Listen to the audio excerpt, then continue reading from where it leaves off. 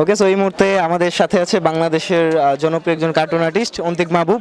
So ভাই কেমন আছেন? আমার নাম অন্তিক মাহমুদ। गजब बेइज्जती है। অন্তিক মাহমুদ, আচ্ছা আচ্ছা, সরি স্পেলিং মিস্টেক। সো আমি কিন্তু একজন ফ্যান হিসেবে আপনার কাছে প্রশ্ন করব।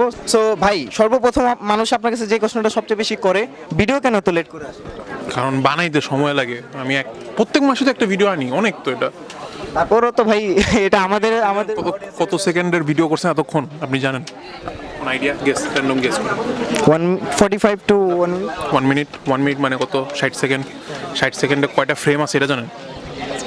কখনো 60টা, কখনো এখানে 24টা, প্রবাবলি ধরে নিচ্ছি 24টা, রাইট? তো 60 ইন্টু 24 কত? Something something, right?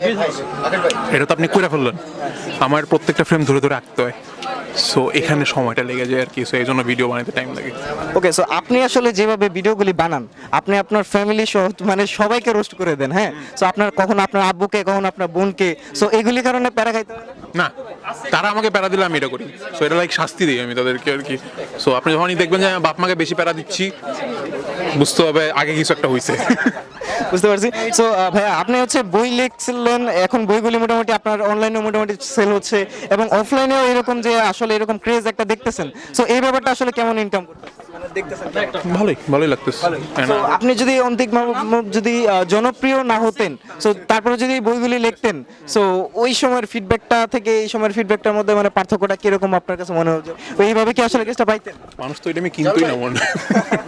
সো যাক ভাই, এনজয় করছে মানুষ আপনার বইটা। আমি হচ্ছে অনলাইন অর্ডার করে পড়ছিলাম মোটামুটি। সো ভালোই লাগছে, থ্যাংক ইউ ভাই, ভালো লাগলো। Thank you. দেখা হবে আবার।